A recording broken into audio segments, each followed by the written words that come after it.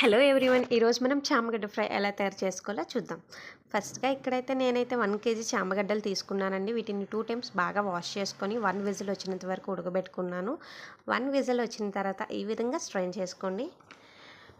చామగడ్డల్లో మనకి చాలా ఫైబర్ ఉంటుంది, ఇంకా ఇమ్యూనిటీ పవర్ కూడా పెరుగుతుందండి.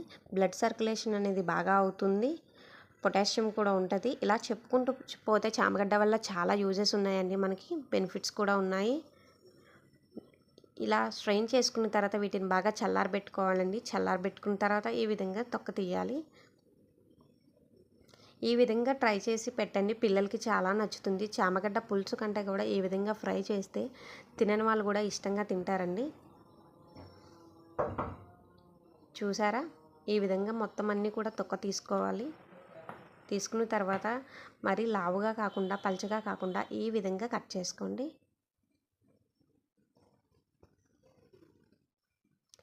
చామగడ్డలు గ్లూకోజ్ లెవెల్స్ని కూడా కంట్రోల్ చేస్తాయండి. షుగర్, బీపీ ఉన్న వాళ్ళు కూడా ఇది ఇష్టంగా తినచ్చు.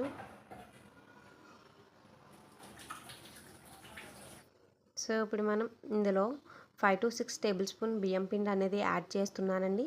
చామగడ్డలో ఉన్న తేమనంతా పోయి ఇంకా మనకి బాగా క్రిస్పీగా రావడానికి యాడ్ చేస్తున్నాను.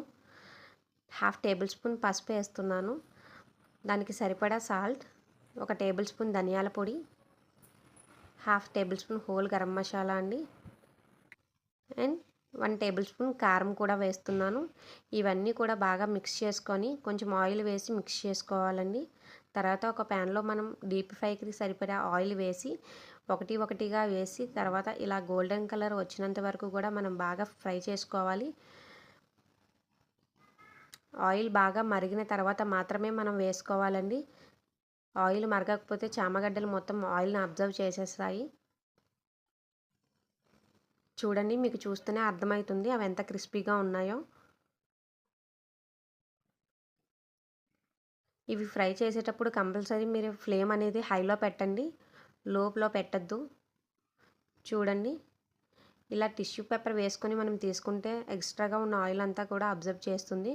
ఇప్పుడు దీనికి మనం తాలింపు రెడీ చేసుకుందాం. ఫస్ట్గా కొంచెం ఆయిల్ వేసి ఆవాలు వేసాను, కొంచెం జీలకర్ర, శనగపప్పు, ఎండుమిర్చి, వెల్లుల్లి అండ్ కొద్దిగా కరివేపాకు. ఈ విధంగా దీన్నంతా మిక్స్ చేయండి. ముందుగా తీసుకున్న చామగడ్డలు దాని మీద ఈ తాలింపు వేయండి. అంతే, ఈజీ క్రంచీ చామగడ్డ ఫ్రై రెడీ.